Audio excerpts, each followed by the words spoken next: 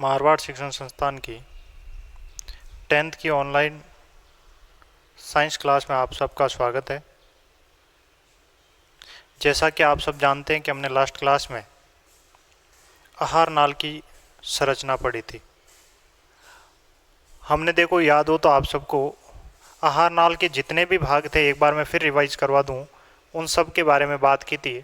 सबसे पहले मुख्य की स्ट्रक्चर को पढ़ा था, केवल संरचना पढ़ी हमने अभी तक। दूसरा हमने मुख्य गुहा के बारे में पढ़ा है। तीसरी जो हमने बात की थी वो किस में बात की थी, ग्रसनी को लेकर की थी। चौथी जो हमने बात की है वो ग्रसी का कह दूं या फिर बात करूं ग्रास नली, एक ही बात है दोनों। पांचवी जो बात हमने की थी वो आमाशय के बारे में की थी। उसके बाद हमने पढ़ा था छोटी आंत, और उसके बाद हमने पढ़ा बड़ी आंत। इनकी संरचनाएं हमने पढ़ ली है। मेरे हिसाब से आपकी बात समझ में भी आई होगी, और अगर त्रुटि रही है कोई तो हम मिल बैठकर उसका सुधार भी करेंगे। ये बातें स्ट्रक्चर के तौर पर हमने पढ़ भी ली है। अब हम जो आगे की बात करेंगे उसमें हमारा देखो कि पाचन सहायक ग्रंथियों की बात भी आती है। पाचन सहायक ग्रंथियां, और देखो उसमें मुख्यतः जो रहती है वो 3 ग्रंथियां रहती है। पहली जो रहती है वो रहती है यकृत या फिर मैं कह दूं लीवर। सेकंड जो ग्रंथि रहती है वो रहती है आपकी अग्नाशय, और थर्ड जो रहती है वो ग्रंथि रहती है लार ग्रंथि। तीनों की अगर पोजिशनल देखी जाए तो लार ग्रंथि सबसे ऊपर आनी चाहिए। उसके बाद जो बात की जाती है यकृत ग्रंथि रहती है, और फिर जो आती है वो अग्नाशय ग्रंथि आती है। तो उसमें से हमने लार ग्रंथि के बारे में लास्ट क्लासों में हमने पढ़ लिया कि लार ग्रंथि जो होती है वो 3 ग्रंथियों के रूप में होती है और 3 जोड़ी के रूप में पाई जाती है। पहली हमने बात की थी जो सबसे दोनों कर्णों के ठीक पार्श्वीय भागों में होती है। दूसरी हमने जो बात की थी कि निचले जबड़े में होती है, और तीसरी हमने जो बात की थी वो जीभ के नीचे होती है। इन तीनों की बात हमने शायद आपके साथ साझा कर ली है। अब जो मैं बात करूंगा वो बात आपकी रहेगी यकृत और अग्नाशय ग्रंथि को लेकर। तो सबसे पहले जो बात की जा रही है वो रहेगी आपके यकृत ग्रंथि को। हेडिंग लगा सकते हैं आप, यकृत ग्रंथि। देखिएगा यकृत ग्रंथि की बात करूं तो यकृत ग्रंथि जो है वो सबसे बड़ी ग्रंथि है मानव शरीर की। अगर सबसे बड़ी ग्रंथि की बात करूं, यकृत, पैनक्रियाज या इसे लीवर भी कहा जा सकता है। यकृत ग्रंथि की बात करूं, मानव शरीर की सबसे बड़ी ग्रंथि है। मानव शरीर की क्या है भाई, सबसे बड़ी ग्रंथि है। फर्स्ट ये बात ठीक है। दूसरा अगर मैं बात करूं तो इसमें जो एक भाग होते, बहुत सारे चैम्बर होते हैं, इनमें क्या होते हैं, इस ग्रंथि में अनेक कक्ष होते हैं, चैम्बर होते हैं, कक्ष होते हैं। इसके अलावा बात करूं तो इस ग्रंथि में जो देखने को मिलता है, इस ग्रंथि में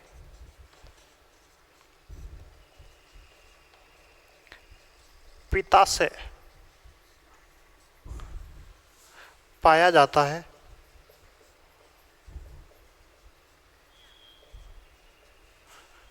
जो पित्त रस का संग्रहण करता है।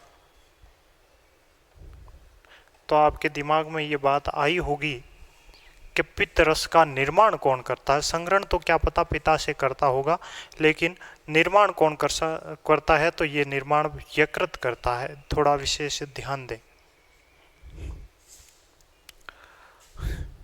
बात आती है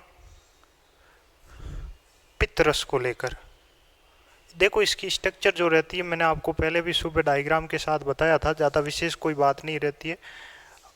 फिर बात करूं तो पित्त रस के बारे में बात की जाएगी।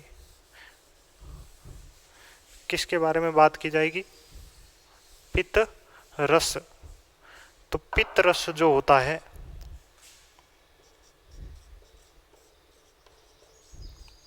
पित्त रस, ठीक है ना, निर्मित कहां पर होता है? पित्ताशय में होता है, सबको पता ही है। इसका रंग पूछ ले, रंग पीला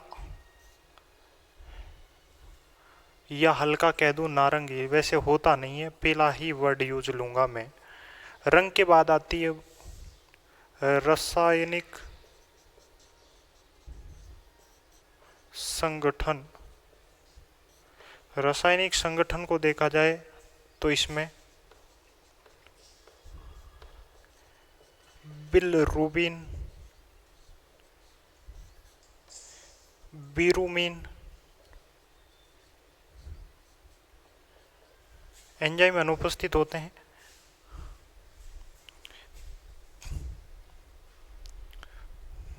वर्णक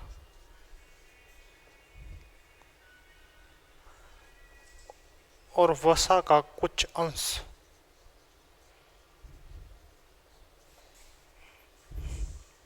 और इसके अलावा जो जल तो होता ही है आदि। ये बातें आपके समझ में आई होगी। क्लियर है?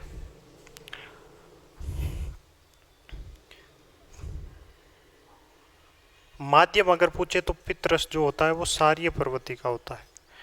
क्षारीय प्रवृत्ति का, क्षारीय प्रवृत्ति का मतलब इसका पीएच मान जो होता है वो 7 से अबोव होता है। पीएच मान पूछ ले तो 7 से 8 के मध्य, कितना होता है भाई? 7 से 8 के मध्य होता है। क्लियर है? आगे और भी हो सकता है, लेकिन इतने की बात की है मैंने। अब इसका परिवहन पूछ ले, पित्त रस का परिवहन तो वो होता है, परिवहन पूछ ले तो वो होता है पित्त वाहिनी के द्वारा, पित्त वाहिनी के द्वारा। क्लियर है? कोई आपसे पित्त रस का कार्य पूछ ले, पित्त रस का कार्य, तो कार्य लिख सकते हैं आप वसा या मैं कह दूं लिपिड, वसा या लिपिड्स का पाइसीकरण। वसा या लिपिड्स का क्या करना? पाइसीकरण करना। वसा या लिपिड्स का क्या करना? पाइसीकरण करना। मेरे हिसाब से ये बातें आपके समझ में आ गई होगी, कोई विशेष चीज़ें नहीं है। हम बात किसकी कर रहे हैं? लीवर की कर रहे हैं। लीवर में किसका निर्माण होता है? बहुत सारे चैम्बर्स होते हैं, उनमें से एक चैम्बर में क्या होता है? पित्ताशय कहलाता है। पित्ताशय में किसका निर्माण होता है? फॉर्मेशन होता है पित्त रस का, जो कहाँ से निर्मित होता है? यकृत ग्लैंड से होता है, और ये स्टोर होता है वो पित्ताशय में होता है। पित्ताशय में जो पित्त रस स्टोर होता है वो पित्त रस पीले रंग का होता है। रासायनिक संगठन की बात करो तो इसमें बिलरुबिन और बिरुमिडिन 2 प्रकार के विशेष वर्णक होते हैं, जो एक उत्सर्जी पदार्थ होते हैं, इनके लिए काम के नहीं है, इसके साथ वर्णक होता है। और वसा का कुछ अंश भी इसमें देखने के मिलता है, और इसके साथ वो जल तो होता ही है। पित्त रस का कार्य अगर पूछ ले तो वसा या लिपिड्स का क्या करना? पाइशीकरण। पाइशीकरण का मतलब होता है छोटे छोटे टुकड़ों में तोड़ना। समझ में आई? पीएच की बात करो तो 7 से अबव होता है, ये थोड़ा ध्यान रखना है, अर्थात इसकी प्रवृत्ति जो होती है वो क्षारीय प्रवृत्ति। लेकिन इस बात का भी विशेष ध्यान रखा जाए कि इसमें किसी प्रकार का पाचक एंजाइम या किसी प्रकार का एंजाइम नहीं पाया जाता है। ये बात थी आपकी किसको लेकर? यकृत को लेकर। अब जो बात आएगी आपको वो रहेगी अग्नाशय ग्रंथि की। अब जो बात रहेगी वो रहेगी अग्नाशय ग्रंथि की। हेडिंग लगा दीजिएगा अग्नाशय ग्रंथि।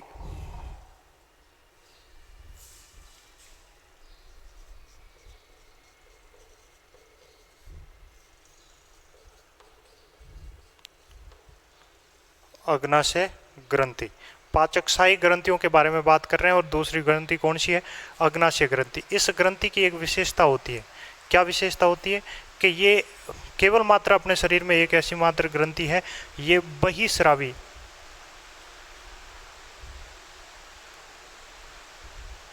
व अंतःस्रावी दोनों प्रकार का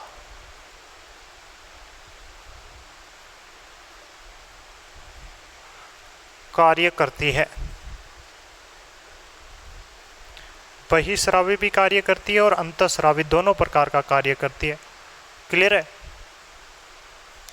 बहिस्रावी तो क्या करती है, जो अभी अपन एंजाइम पढ़ेंगे उनका। और अंतःस्रावी के रूप में अगर पूछ ले तो ग्लूकोज का क्या करती है? नियमन। इंसुलिन, इंसुलिन का जो होता है वो श्रावण, इंसुलिन का श्रावण करता है, जो क्या करता है? ग्लूकोज के स्तर के या ग्लूकोज के लेवल को क्या करता है? कंट्रोल करता है। क्लियर है? अब बात करता हूं मैं अग्नाशय ग्रंथि के आकार को लेकर। तो इसका जो आकार होता है, आकार जो होता है पर्ण की संरचना के समान होता है।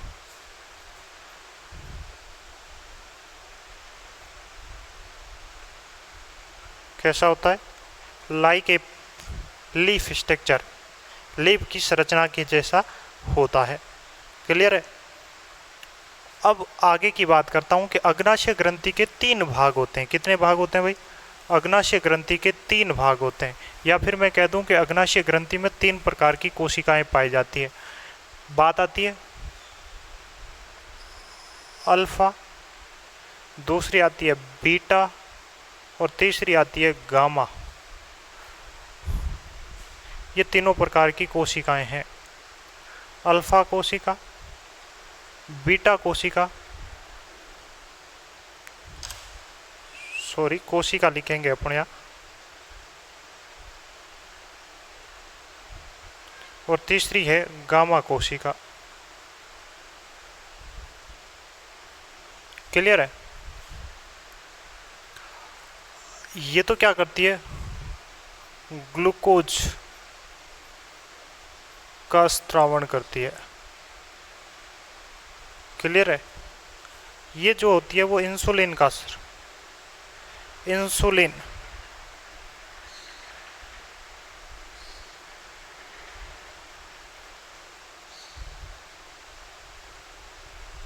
ये दोनों ही क्या है? अंतःस्रावण का कार्य करती है। किसका? एंडोक्राइन ग्लैंड के रूप में अंतःस्रावी दोनों ही कैसा काम करती है? अंतःस्रावी। इसका भी जो बात होता है, ये दोनों के बीच के नियमन का काम करती है। साथ ही साथ इसके द्वारा कुछ एंजाइम भी स्रावित होते हैं।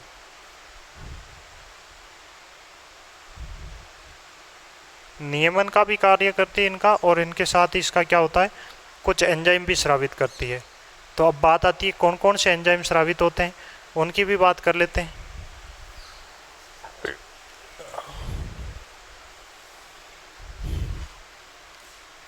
तो अग्नाशय ग्रंथि के द्वारा स्रावित एंजाइम, बात क्या आएगी अपनी?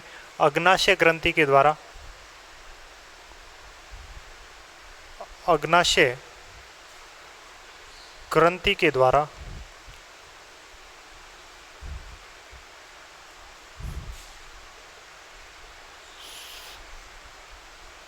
स्रावी एंजाइम, इसका मेन रोल होता है, ध्यान रखना। पहला होता है एमाइलेज,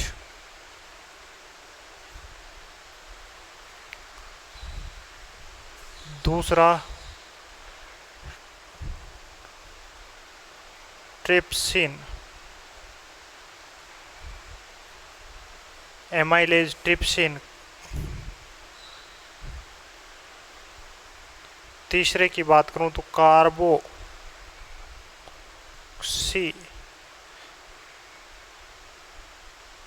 पेप्टेड,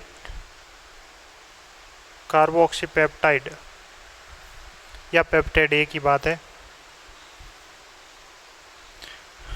लाइपेज,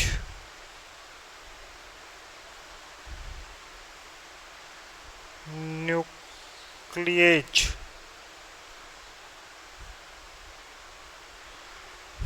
डीएनएज। न्यूक्लियस का ही भाग है डीएनएज, आरएनएज, ये सारे।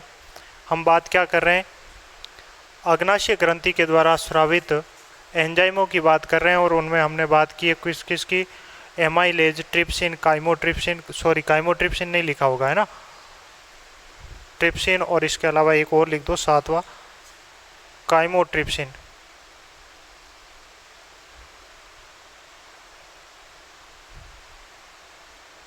ट्रिप्सिन और दूसरा कौन सा हो गया, chymotrypsin. Amylase, trypsin, chymotrypsin, carboxypeptidase, और उसके बाद बात करूं लाइपेज और न्यूक्लिएज। अगर डीएनएज की बात कहीं पर नहीं लिखी हुई है तो मैं बता दूं आपको कि डीएनएज होता है, ये इसी का ही भाग है, क्योंकि एक डीएनए का पाचन करता है, न्यूक्लिएज लिखवाया यानी न्यूक्लिक एसिड की बात कर रहा हूँ, तो एक न्यूक्लिक एसिड डीएनए होता है, दूसरा क्या होता है, आरएनएज। तो ये दो प्रकार के, इसको आप हटा सकते हैं अगर आपके कुछ दुविधाओं का रूप ले रहा है ये, तो क्लियर है। न्यूक्लियस में ही डीएनएज और आरएनएज का समावेश है। एक बार फिर रिपीट कर देता हूँ, एमाइलेज, ट्रिप्सिन, काइमोट्रिप्सिन इसके साथ है, लेकिन आप कोई बात नहीं नीचे लिख लेंगे, अब बीच में करेक्शन हो गया था। कार्बोक्सीपेप्टिडेज, लाइपेज, न्यूक्लियज, ये चीज़ें रहती है आपकी, ठीक है। अब बात करूं कि जो लाइपेज होता है, सॉरी एमाइलेज होता है, ये एमाइलेज क्या करता है, स्टार्च का पाचन करता है, क्लियर है। इसके अगर बात करूं तो ये क्या करता है, स्टार्च का पाचन, ठीक है। ट्रिप्सिन की बात करूं तो प्रोटीन को किस में, पेप्टिन में, पेप्टाइड में। दूसरा काइमोट्रिप्सिन की बात करूं तो ये भी प्रोटीन को किस में कन्वर्ट करता है, प्रोटीन को पेप्टाइड में, क्लियर है। कार्बोक्सीपेप्टाइडेज की बात करूं तो ये पेप्टाइड को अमीनो एसिड्स में कन्वर्ट करता है। और आपको यहाँ पर एक बात और आपके साथ बात कर लेता हूँ कि मानव में अमीनो एसिड्स, अमीनो अम्लों की संख्या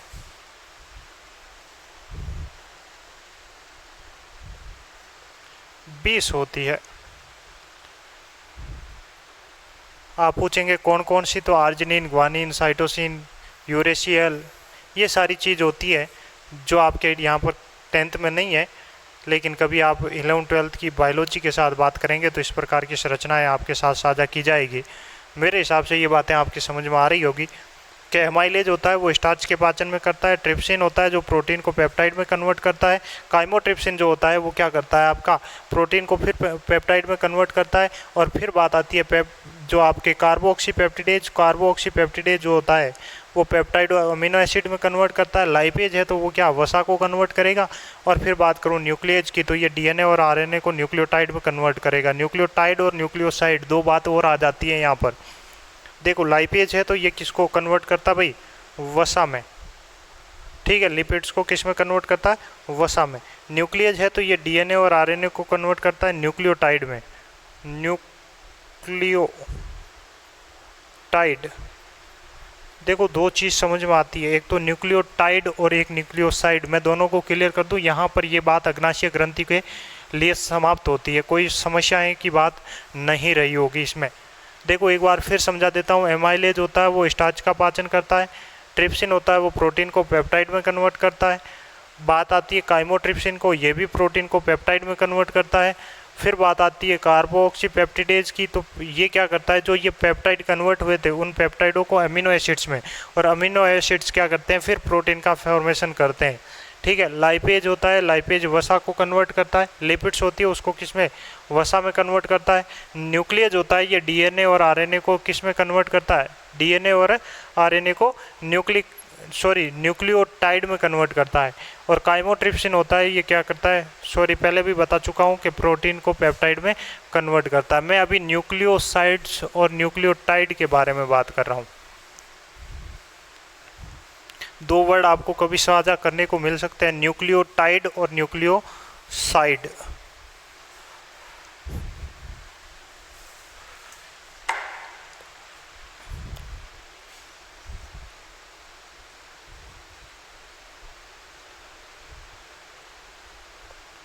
पहला आता है न्यूक्लियोटाइड।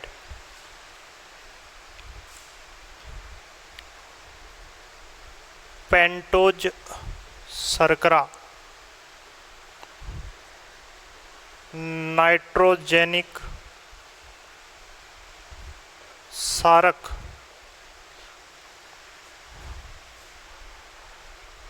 फास्फोरिक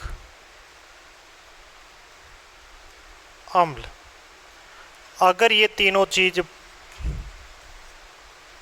प्रेजेंट है, अगर ये तीनों चीज प्रेजेंट है जिस भी न्यूक्लिक एसिड में, जिस भी न्यूक्लिक एसिड का मतलब होता है डीएनए और आरएनए। फुल फॉर्म अगर आपको पूछ ले तो deoxy nucleotide acid, deoxy nucleotide.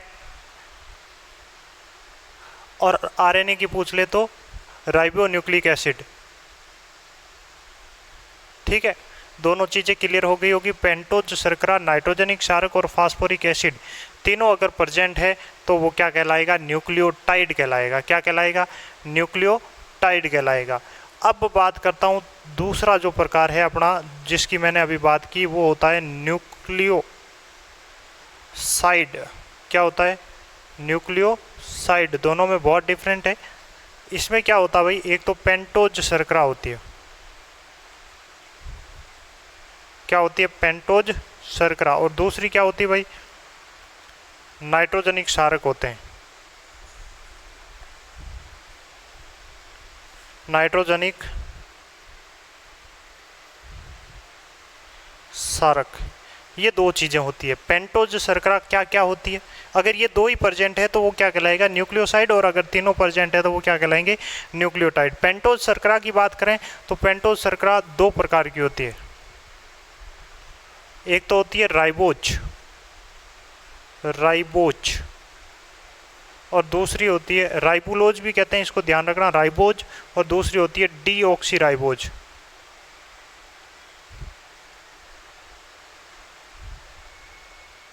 एक तो होती है राइबोज और दूसरी होती है डीऑक्सी राइबोज। एक साथ में नाम है ये। दो प्रकार की पेंटोज शर्करा होती है। पेंटोज का मतलब 5 कार्बन युक्त जो संरचना है उसको अपन क्या कहते हैं, पेंटोज शर्करा कहते हैं। नाइट्रोजनिक क्षारक की बात करूं तो नाइट्रोजनिक होता है एडिनिन, दूसरा होता है ग्वानिन, तीसरा होता है साइटोसिन, चौथा होता है यूरेसिल,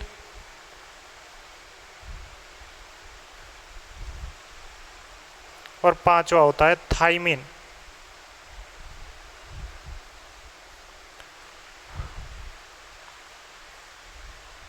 अब देखो, डीएनए में एडेनिन, ग्वानिन, साइटोसिन और थाइमिन पाया जाता है। ठीक है ना, डीएनए में क्या होता है, एडेनिन, ग्वानिन, साइटोसिन और थाइमिन पाया जाता है, जबकि आरएनए में थाइमिन के स्थान पर क्या पाया जाता है, यूरेसिल। इसलिए ये थोड़ा एक एक्स्ट्रा है। और फास्फोरिक एसिड तो आप सभी जानते हैं, फास्फोरिक अम्ल होता है जिसमें एक 4 स्ट्रक्चर संरचनाएं होती है। वो कभी अपन डिटेल जब कभी पढ़ेंगे उसके बारे में बात करेंगे। अगर ये तीनों उपस्थित है तो क्या होगा, न्यूक्लियोटाइड होगा। और इनमें से अगर दो उपस्थित है तो वो क्या होगा, न्यूक्लियोसाइड। मेरे हिसाब से यहाँ तक की बातें आपके समझ में आ गई होगी। इन दोनों के द्वारा, चाहे यकृत है चाहे अग्नाशय ग्रंथि है, इन दोनों ग्रंथियों के द्वारा जो स्राव स्रावित होता है ये क्या होता है, सारीय प्रवृत्ति का होता है। और अम्लीय भोजन को क्या करता है, सारीय बनाता है। क्या करता है, सारीय बनाता है। ये बातें थी आपके किसको लेकर, ग्रंथियों को लेकर थी। अब बात हम करेंगे अब जो बात करेंगे हम, वो बात करेंगे मानव में पाचन। अभी तक हमने आहार नाल की संरचना पढ़ी है और मानव में अब पाचन की बात करेंगे, जो आगे देखा जाएगा प्रत्येक ऑर्गन में किस प्रकार से पाचन होता है, ये बात हम करेंगे। तो आज के लिए इतना ही, धन्यवाद।